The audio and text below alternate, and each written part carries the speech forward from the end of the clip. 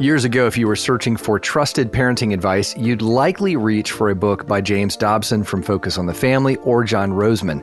But today, those once prominent voices are harder to find amidst the overwhelming flood of online experts and self-proclaimed parenting gurus. So how do we sift through the noise and uncover the best biblical parenting wisdom? Keith McCurdy is here to help us navigate the options and make thoughtful, informed choices no matter the age of your children. Join us for this episode of BaseCamp Live. Mountains. We all face them as we seek to influence the next generation. Get equipped to conquer the challenges, summit the peak, and shape exceptionally thoughtful, compassionate, and flourishing human beings. We call it Ancient Future Education for raising the next generation. Welcome to BaseCamp Live. Now your host, Davies Owens.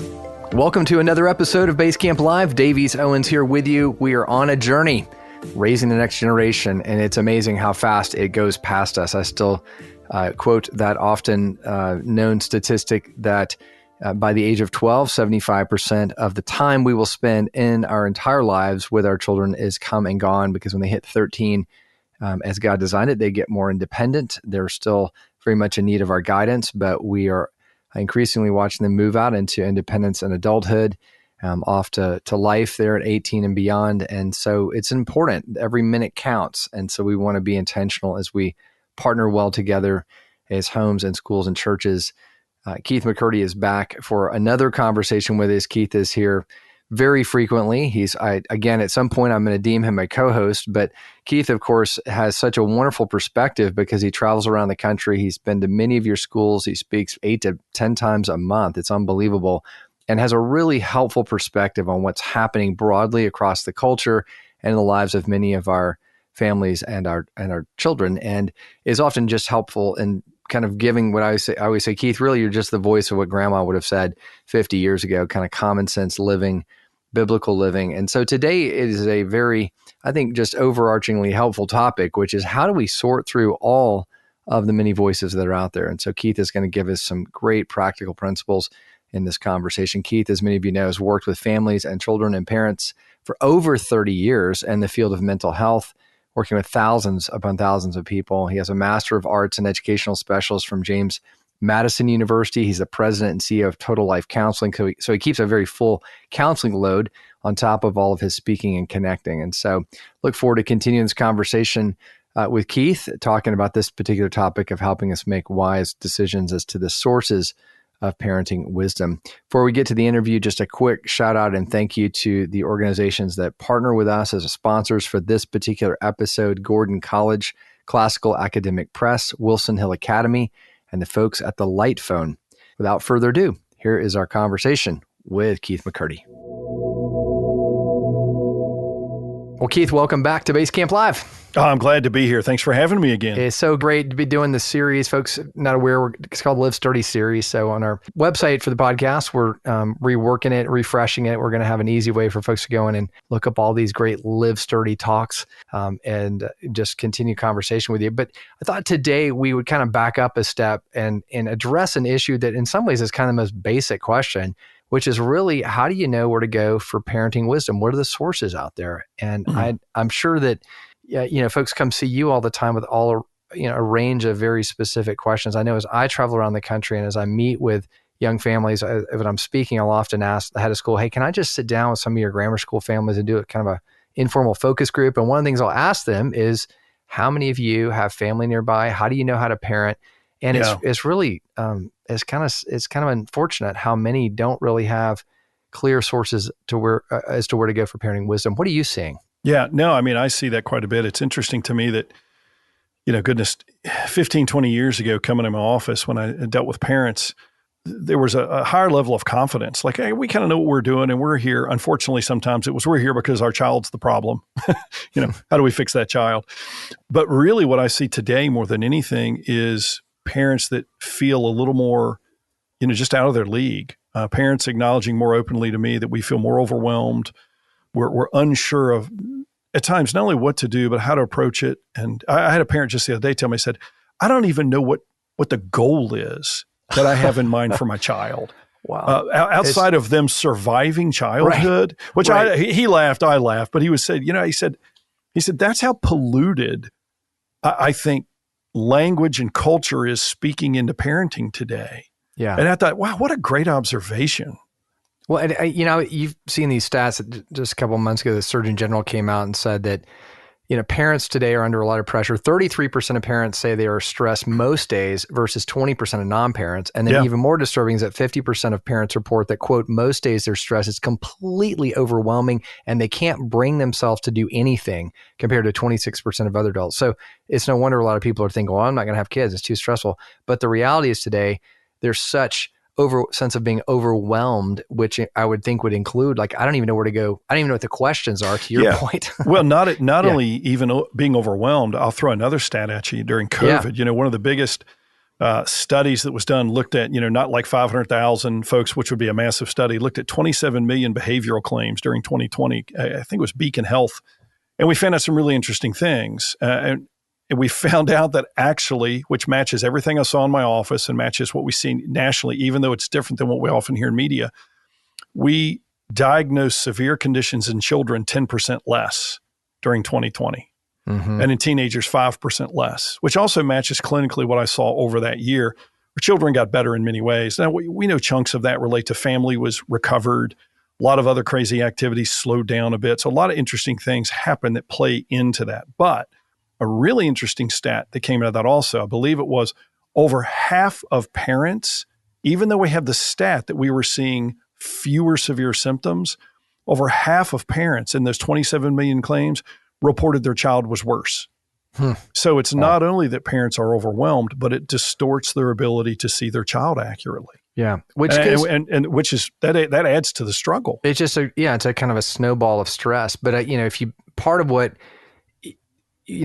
I hear often, and kind of to the point of really what we're trying to talk about, is where does one go for wisdom? I remember, Jonathan Edwards said years ago that he stood on the shoulder of his father, who stood on the shoulder of his grandfather. And I thought, that's a beautiful image of like generational blessing and wisdom. And so many today, I grew up in a broken home, an alcoholic father. I didn't stand on his shoulders. Like, I figured out how to kind of crawl my way along, and people came along and like, where do you go? I was fortunate to have mentors back in the day. James Dobson, was out there on the radio, and you had a lot of these voices. I don't think they're there like they were in the past. No, I don't think so. And I would even before we start listening or talking about other voices like Dobson, which I think in many ways was a good voice. If you think about how we used to teach parenting, it was generationally. We, up until probably about the 50s, had three key sources of generational wisdom for centuries. And it was those who had gone before us and raised kids, our parents, our grandparents. So we had demonstrated wisdom right in front of us. We saw their kids. We saw how they turned out. Wow, they must know something about this. The second was the church. The idea that God holds some truth in this, and the church would speak into parenting on a regular basis. And then the third, funny enough, as a work around the country with many schools, it was teachers. The hundreds upon hundreds of stories I have from teachers, especially historically, about how parents, when they were stressed about things with their child, it was the teacher that could speak into that because the teacher had seen thousands of kids while the parent had seen 3. Right. And those were key sources of wisdom. But I would argue we have lost all those. Actually, I put it this way, those have been killed off. And now primarily they were killed off by Sigmund Freud in my profession, because we created this void that said, transcendent truth doesn't exist. It's all now subjective. And if it's all subjective, it's a very progressive mindset, meaning it's all what I think is good now, then no one that goes before us has anything to offer.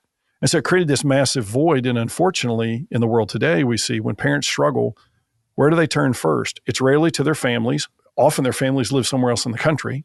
We're not as connected as we used to be. They rarely turn to the church, and they're not talking to teachers. They Google people with my credentials. They Google self-help gurus. They Google all this stuff, looking for the next best thing. Well, and that's what there's a stat I've mentioned. We do a lot of stats on this episode, which is, I guess, the sociologist is coming out of me. But, Pew did a study not too long ago that said only 30% of millennial Gen Zers live within a 100-mile radius of their extended family. That is exactly the percentage I get. I put 10 parents in a room. 3 of them will say, yeah, we've got extended family around. Right. So you really do have a massive void of generational wisdom. Yeah. And, additionally, I think, and, to your comment about just where those clarion voices of old, you also, I think, have this new kind of cultural moment that really says you got to be really careful judging anything or offering any opinions. So I think you've got a lot of people that historically would have said something. They're scared. Because when I grew up in the neighborhood, I mean, we all probably of our generation remember this, it was the mom down the street had just as much authority as my mom did. If I did something stupid, I got just as much trouble with her as I would have with my own mom. Oh, absolutely. But in today's world, what the fear and unfortunately culture often supports this fear. If a neighbor has to grab a kid by the ear and drag them home because they were cussing out their kid or something, when they get to the home of the parent, they get sued because they did emotional damage on the child. It's stupid. It's so tragic. It's just It's this you do you thing is probably the biggest lie that has ever happened. But it's absolutely kind of neutering the modern parent to where they're thinking, I don't feel like I can say anything to anybody else, much less even my own child. I'm afraid of stepping up. So and it goes back to the whole notion of if we're broken people and we're trying to raise and shape and train other young broken people, they're going to be uncomfortable in the process. But we're told by culture today we should never make a child uncomfortable. I mean, it's just amazing. So upside down, right? Yeah. Well, and I think that's an important point, because even if you find somebody that you respect, that's kind of this clarion voice to guide you, I think there's just that sense of, but I mean, maybe I'll do that in my home, but I sure can't suggest that to anybody else because that would be offensive to them. And so we don't have, I was thinking about, I've got this analogy came to my mind, but it's like the Ring security systems. People have those where they can get on their phone and see the camera. And the new thing is like the Ring network. So you can like link them up in the neighborhood. I'm like, that's kind of the idea, is like, could you get multiple eyes and a voice around your family, which of course is one of the reasons I think that our schools are so critical, because we're locking arms around shared common rules values, of engagement. common principles. Yeah, like how we're going to, are we all going to give our child a cell phone when they're in 5th grade? Well, no, we're going to commit together not to do that, and we're going to work collaboratively. But anyway, we're going to get into more of the solution. But Keith, going back to just this basic question of where do families go for guidance and wisdom these days? And so you're saying that, in days not that long ago, it would have been the church, it would have been the teacher. Right. What else do you think is leading to this breakdown? Well, let me frame the question differently. I get asked this when you and I both go to summer conferences for several groups and we speak, and it's so funny. Some key people almost every year ask me the same thing when I come in. They say, "Hey, what do you got new this year?" And my answer is always, nothing. I mean, I might have a new statistic or new story that demonstrates a principle, but that's part of the problem. Mm-hmm. Transcendent truth is not new. And I think we've got to, instead of looking for the next new thing, which we often do, especially in my profession's always cranking out the next new therapy, the next new perspective, all that nonsense. I would argue that we're not dealing with things that are new. We need to get back to core principles of truth. And the interesting thing about those 3 sources of generational wisdom, historically, they were actually grounded in transcendent truth. Our parents and my parents and grandparents, now this generation's grandparents and great-grandparents, a lot of how they raised kids in many ways was a cultural shift, not shift, but a position culture was in prior to the current shift that just said there is truth. There is a right way to raise kids, and a majority of us really tried to pursue it that way. Doesn't mean we all did it well. There was a commonality in the church. There was a commonality in education as well, that there was a connection with truth, biblical truth, and we have lost that significantly. But I think this is a really important point, because there is more of a negative effect on us than I think we realize. That while we would say as believers that there's nothing new under the sun, and there is truth, goodness, and beauty that transcends all of that, there is, I think, just such a deep set cultural suspicion of things that are older. I mean, I got this book from James Dobson from the 1980s, and of course he's, on the cover, he's wearing bell bottoms, and you immediately go, he's looking, bell bottoms are coming back. Well, see, so the book will come back. But right now you look at that, and I think people listening would probably agree with me that there is somewhere deep inside the sense of like, there's probably some really good biblically grounded things there, but there's probably a lot of things that he wouldn't get about today. And so we immediately just throw him out, or any of these sort of historic voices of wisdom. And that leaves us, I think, even more vulnerable. And I understand that. I mean, when Holly and I were raising our 3 kids. Very trendy back then was Baby Einstein. I remember it was like, we go in our small group and everybody's like, in Baby Einstein, you got to have little black and white things, cubes, and you had to listen to the music thing. And then a few years later, it was like, well, actually that didn't really help your child. Like, oh, for crying out loud, I don't trust anybody. It's sort of it wasn't based in any truth. It was a gimmick that came up from somebody that wanted to make money on it. Yeah, one they probably did. And then Baby Einstein, Baby Mozart, black and white toys, all that kind of stuff that's just trendy. Fills the niche of the next new thing. Right. Because it's trendy, it's new, but it is not grounded and based in truth. Now think about this. So I run a practice, I run a clinic, over the years, supervised residents. And one of the things we talk about when people come to work for us is, two kind of pots of knowledge in a sense. One is psychology and one is scripture. And many folks in my profession, if they're a believer, it's a very small percentage, they'll take scripture and shove it through psychology. So they'll have a good verse for something, or they'll have a good, something, some little homily they'll tell that connects to scripture about a psychological principle. But in essence, what they're saying is psychology holds truth, transcendent truth. Well, that's false.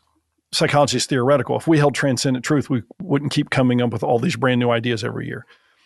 We do the opposite. We take psychology and shove it through the sieve of scripture, because scripture is what holds transcendent truth. Now, there are psychological principles that I believe will line up with biblical truth. I would argue there are many that do not. Yeah. And so you've really got to say, when you go to that question, who are you going to? Where are you going to? My recommendation is always, you have to go to a source that's grounded in transcendent biblical truth. And that's where it has to be. When patients, whether I'm speaking publicly all over the country or even in my office, I tell patients on a regular basis, anytime I ask you to do anything and you're wondering where it comes from, please ask me. Because if I can't tell you and defend it grounded in truth, I shouldn't be telling you to do it. It isn't that it should be grounded in psychology. Well, and that's, again, I think we're just so prone to want to find a quick answer. We're going to take a break and come back, because I think, as you get into like, what are those real kind of crisis moments, what do you do? Where do you go?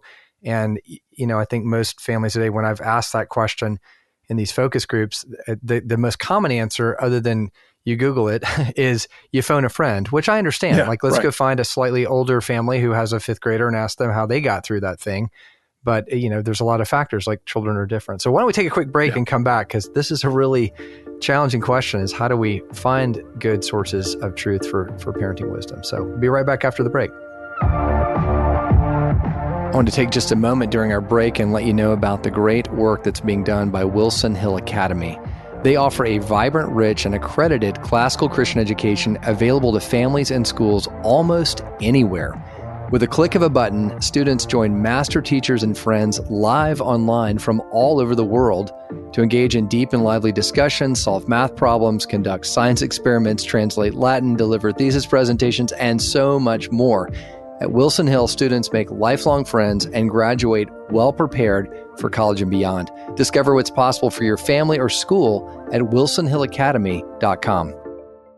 Keith, we were saying right before break that the more common approach to finding parenting wisdom, since again, most people either live geographically far away from extended family, or often I hear, I don't live that far from them, but I don't want to parent the way they parent. In fact, I parent everything opposite the way they parented. Right. And so you really, sometimes there's a lot of parenting on an island going on out there. And a lot of it becomes, okay, now I've got a real crisis. What am I going to do about it? And so we were talking about before the break. I mean, it's pretty common. I've seen the stats. We all go to our friend Google, or I guess soon, before too long, we'll go to our friend AI and say, hey, what do I do about this particular problem, this particular challenge? And it sounds sometimes pretty reasonable, but give us some wisdom on this. Like, what if you're going to Google or you're asking your AI friend to solve the problem of your particular issue with your child, how do we separate good wisdom from bad ideas? Well, I typically don't ever recommend Google or AI. I'll just start with that. Go call your grandmother. Yeah. Right. I mean, but let's use that one as an example, because let's say that's your resource. Let's say your resource is Google, and you type in, how do I deal with a sassy 15-year-old girl? And you get 350 responses. Oprah says this isn't right. And I think the key is you've got to be able to have a filter for discernment with what you look at. And whether it's going to Google, whether it is calling a friend, whether it is calling grandma, we don't want to take anything at face value. I go back to what I said in my office when folks ask, or when I'm talking to folks about things I work with them on. I want them asking me where things come from, because the goal is to steer them back to what they will then use in the future. In other words, the goal is for me to be unnecessary in their life as they raise their kids. I want to jump in, work with them for a short amount of time, and instead of answering all their questions, I want to steer them to the right principles and the right source of information that they can rely on long term. And so whether it's Google, whether it's phone a friend, whether it's grandma, we've got to say, can we take this back to something that is truth in Scripture, something transcendent? And I tell folks a lot of time, we need to get back to seeing, what does Scripture actually say about raising our kids? And I'll tell you a really interesting way that I've seen some folks do that. I travel around, you and I both do, speak to schools, and I'm often at the end of an evening, I'm asked by someone, they say, we know this sounds good, and we think we agree with this, but you're telling us to be the redheaded ostrich in the neighborhood. And I say, I am, and be proud of it. And then what I tell them is, one of the ways you can do that and be proud of it is find the other redheaded ostriches. Yeah. Start a funny farm. And I say, look around in this room. Usually there's a couple hundred people right there. Right. And I say, you got an ostrich farm right here. Yeah. And the key is this. I say, you take a group of third grade moms, they could, when they get together, they could burn your school to the ground or make it live 100 years into the future. So you want to take that power, and you get a bunch of third grade moms together to start having conversations about parenting. And what I've seen so many groups all over the country, because they reach out to me for resource or different things. And they get together and they start looking at what really is healthy. They look at Scripture, they look at commentaries, they look at other voices that they have gleaned some truth from before that have lined up with Scripture. And they begin the deep dive into parenting based on truth that they're discerning. That's what's powerful. And in many ways, they're reclaiming what we used to do culturally through generational wisdom by these groups getting together, say, we are going to pursue this together. Well, and I think that is such a significant point, is, you got to lock arms. I mean, the old, it takes a village. There's actually a lot of truth in that. And it's not only because it gives you, some backup, because you're not the only family in the fifth grade whose kid doesn't have a phone. You're actually, you're part of the funny farm. You're all doing this together. It's very countercultural. But you have some shared and agreed upon standards and norms. You do. Yeah. Yeah. I worked with a group. I was in Oklahoma a couple months ago, and a group of moms talked to me before and after a present or a workshop. And they said, yeah, we had the meeting last night, all these fifth grade moms. And they said, yeah, we didn't say we all have to have same rules. We just got together, talked about the principles that we're going to operate with, and then started sharing the ground we believe we're going to stand on. And they said, it's amazing. Once one or two started agreeing they're going to take firm stances on things based on certain principles, the others are like, yeah, we're going to do that too. Yeah. And it wasn't like you're telling the others what to do. You're sharing, this is what we do and why.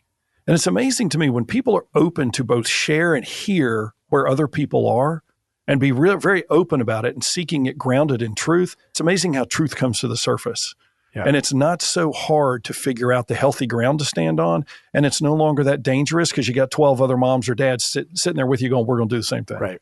And I think, again, more and more what I see happening are schools, in collaboration with their churches, but sure. Often schools just saying, hey, we're going to put a stake in the ground. We're going to gather, we're going to have conversations, and we're going to just, it's so overused to do life together. But I think you have to have that level of coordination. And I wonder too, Keith, just as we started talking about just the general fatigue. I mean, I think for a lot of families, the idea of what's the right answer really comes down to what's going to make this go away as fast as it can. And what you're describing is actually a lot of work, because now, wait, one more thing. You got to go back down to the school for another meeting to talk about the thing. Like, could I just, give them another whatever game system and send them off to their bedroom? I get where parents just want to throw their hands up, but what I'm hearing you say is it's back to being intentional and not going the path of least resistance. Yeah. I tell parents all the time, it's a marathon, not a sprint. Now, on the one hand, they accept that as really good news when they think they've totally messed something up. And I said, no, it's a marathon. You got plenty of time to correct and all that kind of stuff. One thing typically doesn't sink your parenting journey. But the flip side, that's painful because they're like, oh, wow, we have to be in this for a whole marathon? It's like, well, yeah, you do. And it is a process. And if we don't take the reins, we end up getting run over by it. Right. Well, and the add more complexity, unfortunately, we're not dealing with little widgets, and widget 1 came through and it worked great, and widget 2's not, they're all different. Now, there's boys are different, girls are different, personalities of our children are different. So speak to that, because again, we're looking for sources of parenting wisdom. I think a lot of times like, oh, I know exactly what to do. And I try it again on the second child, like, that didn't work, So where's the fault? What's the problem? I think a lot of times we parent backwards. We're even told a lot by culture, and even a lot of folks in my profession, they say, you got to figure out the uniqueness of your child and parent based on their uniqueness and accept that they're all different, blah, blah, blah, blah, blah, blah. Now, there's truth in that. But before we get there, we have to first understand what are the commonalities and the foundational principles of parenting all children. And in my experience, when we do that well first, we both recognize their uniqueness better when it begins showing up. And we've already put a common foundation in place that we can build on to then also capture and navigate the uniqueness that shows up in our kids. But this idea that there's a different truth for every unique child, which has been big in the last 20, 30 years. Read all the different titles of the books. The slow to warm child, the depressed child, the anxious child, this child, that child. And so you have parents constantly coming in and going, well, I think this is my child. I think that's my child. So they have totally lost what are common foundational principles for all children first. Which again, I just want to focus on this because I think it's really obvious. Things aren't so obvious anymore, but we do live in a world biblically where there are universal, unchanging truths that fit all children, as opposed to, because if you don't believe that, and maybe somebody's listening going, well, I kind of believe that, but to Keith, your point, like everybody's kind of different. So I don't want to be too heavy-handed with my second child because they're just different. Like, no, they're not. They're in a state of rebellion, and you need to lovingly guide them back.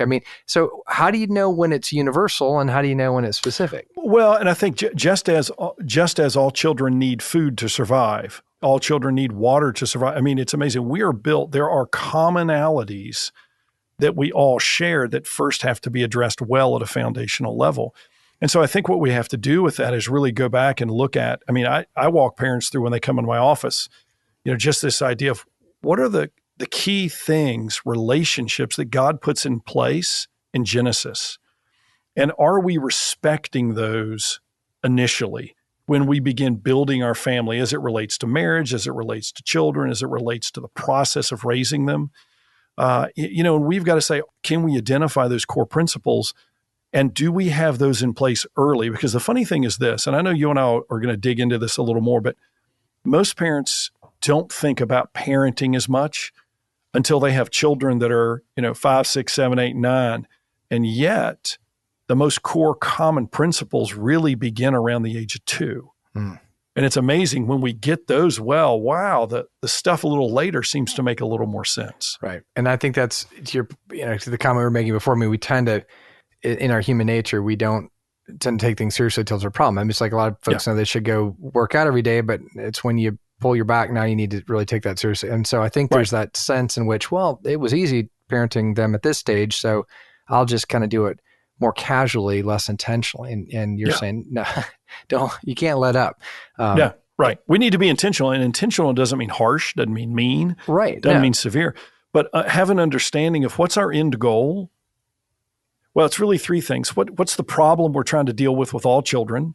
What's the healthy process? What's the goal that we're shooting for? And then what's the basic process to help us get there? Right. Now, there will be unique things through that with different children, but those core things are the recipe that we see laid out very clearly in Scripture, I would argue. Yeah. Well, that's absolutely, to the point earlier, like if you don't know where you're going, you're going to get there every time. Like you kind of need to... I'm a perfect parent. Yeah, well, you didn't really have a plan there, did you? And I say that as a parent who's still on the journey, even though my kids are all grown. Sure. We never kind of were done with that process. I want to, again, for time, this could be a part 2 and a part 3 to keep going on this. But at the core issue of how do we know where to find sources of good parenting wisdom, and what does that look like with so much coming at us and so many day-to-day changes, and just trying to honestly survive and be wise in this limited moment. There's a lot there. Why don't we take another break and come back? Because I want to hear from you. I mean, obviously, you've been at this for 3 decades. You have a ton to offer, but there are also a lot of voices out there in terms of absolutely. A lot of smart folks. Kind of your thoughts on who they are, and maybe how do we again discern once we hear that? Because there's a lot to sort through. So we'll be right back and continue our conversation. Hi, this is Dr. Christopher Perrin with Classical Academic Press. Grammar is a critical tool for a student's development that enables them to write, read, and speak with clarity, brevity, and precision. The Well-Ordered Language series from Classical Academic Press is designed for grades 3 through 7, and it will kindle the curiosity of students to learn and understand the structure of language, how it works, enabling them to order and enjoy language, all language. Visit classicalacademicpress.com and use the discount code BaseCamp_live to save 20% off your next purchase. Keith, at the most basic level, there are more voices than there have ever been in the world today. Podcast, Google things, and a lot of them have a lot of wisdom. A lot of them are newer. A lot of them are older. Others, just general directions that you might point people into for wisdom when it comes to parenting. How do we know who else might be a good source to look at? Yeah, I think that's a great question. It's similar. It's a similar question I get about how do I find a good therapist. So let's talk about the first part. Some of the other voices. I would argue that some of the best voices are folks that actually have been around a little while, rather than just highly educated without a lot of life experience. It's amazing to me how many people are out speaking on parenting that have no children or not married. I'm not saying they can't have wisdom. I'm saying I think it's harder to find it there. And I haven't run into many folks in that category, even though I would argue they're the majority that are online. Very young parents or folks highly educated without children. And that concerns me because I think you need a mix of some education, a mix of a lot of experience, humility with that as well. And I think there have been historical really good voices. You mentioned one earlier, James Dobson. I still think you go back and look at a lot of things that Dobson wrote. There's a lot of great material, insight, grounding in what Dobson wrote. Another one I think of is John Rosemond, who I know very well. John is for the notion of parental authority. John does a great job. I'll tell a story. I don't think John will mind I tell it. I asked him, he and I first met a handful of years ago, and a friend introduced us to each other that knew both of us. And it was funny because we're like, wow, we're looking in a mirror. We say the same things. And I found out that John became a believer later in life after he'd been writing a ton of stuff he'd been writing. And I said, what changed? And he said, well, now I knew where it all came from. He said, it's amazing. He said, I knew it was true. I could see it. Yeah. He said, but now I know where it comes from. And his point is perfect. That's where we have to seek is in the voices. Are they taking their source back to truth? Right. Or are they hanging their hat on a psychological principle? Well, I think that's a really important, just as a general first filter, if you will, like ask that question. Right. I worry sometimes when I talk to folks because, again, the cancel culture kind of bleeds into the Christian world sometimes where it's oh yeah. I mean, I had somebody came to me not till I go and just say, well, Paul Tripp, I wouldn't touch that guy with a 10-foot pole. Everything he says is absolutely crazy. I went, really, everything? And I was like, well, it was really one thing he said, but all of a sudden, everything that Paul Tripp ever said is horrible. So I think that's part of the problem too, is that you might disagree with something that James Dobson said, but it doesn't mean everything James Dobson said is unhelpful. I can find something that Dobson says that I would disagree with, and I would argue vehemently about.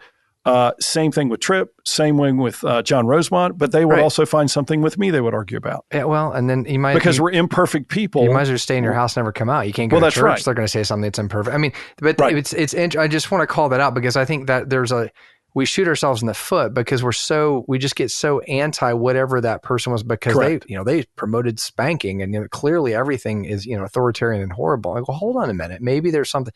So I think what I'm hearing you say is like let's take every thought captive to Christ, put it all back under Scripture, and let's make sure of that. And even if we disagree with them, don't throw the baby out of the bathwater. Yeah, I mean, and I think what you just said is key. It's don't follow and believe it based on the person. Right. Because we're always going to find some fault with that person and how they view some things. We need to seek the source is not the person, it's the truth they're relying on as they are sharing what they share. But being imperfect people, we're not going to get it all correct. No.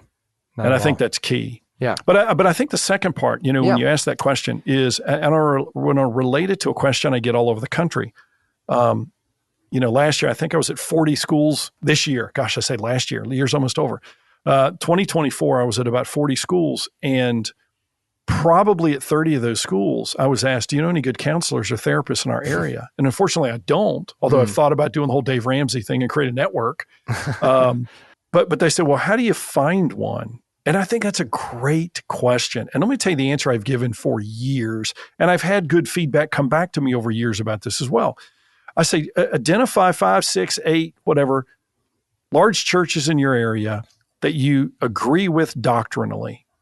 You call them, the pastor, youth pastor, and you say, who have you referred people to that you've continued to get good feedback that they helped the people?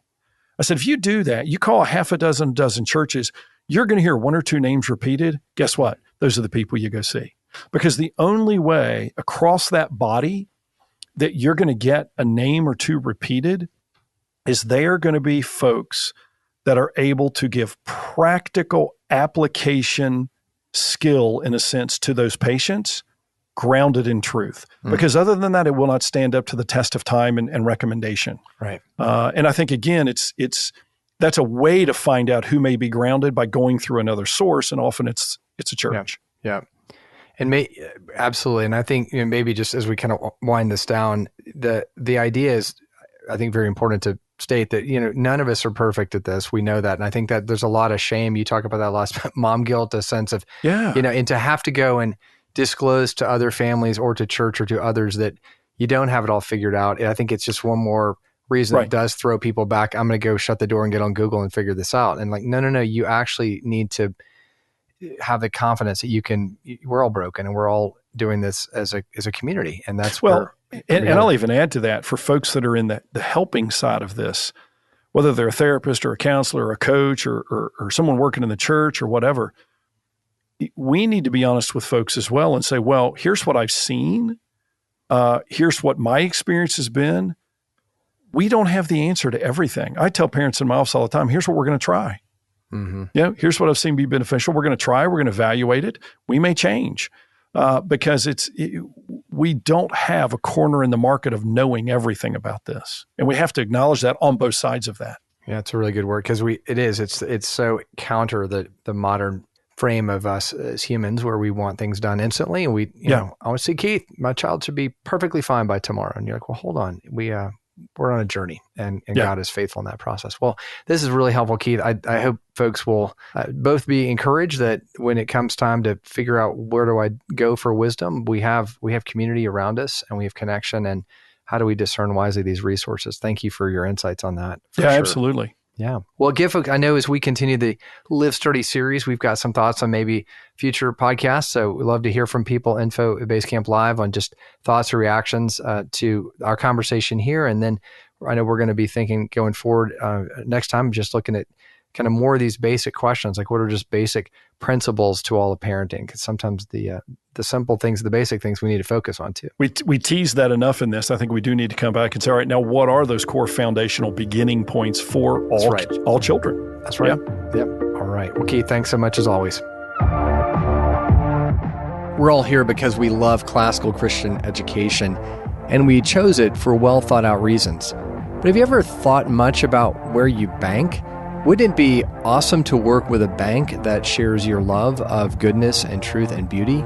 The folks over at America's Christian Credit Union are proud supporters of classical Christian education and this podcast, and they have been serving the financial needs of Christian ministries and schools and families for over 65 years. Find out more about America's Christian Credit Union and how they can help your family or school with funding and banking needs by visiting americaschristiancu.com, or you can find out more in the show notes for this episode. Well, you've done it. You've made it through another episode of BaseCamp Live, and I sincerely hope that you've been encouraged along the way. Thank you for being such a faithful listener. And thanks again to America's Christian Credit Union, Classic Learning Test, Gutenberg College, and Wilson Hill Academy for sponsoring this episode of BaseCamp Live. Be sure to give us a 5-star rating on Spotify, Apple Podcast, or wherever you're listening from. We would love to hear from you and let us know what's on your mind, what questions you have. Email us at info@basecamplive.com. We really do appreciate you as a faithful listener. Take a moment and invite other parents and school leaders, anyone involved in raising the next generation, to listen to the podcast, and we will see you back here next week with another episode that you will not want to miss. Thanks again for listening.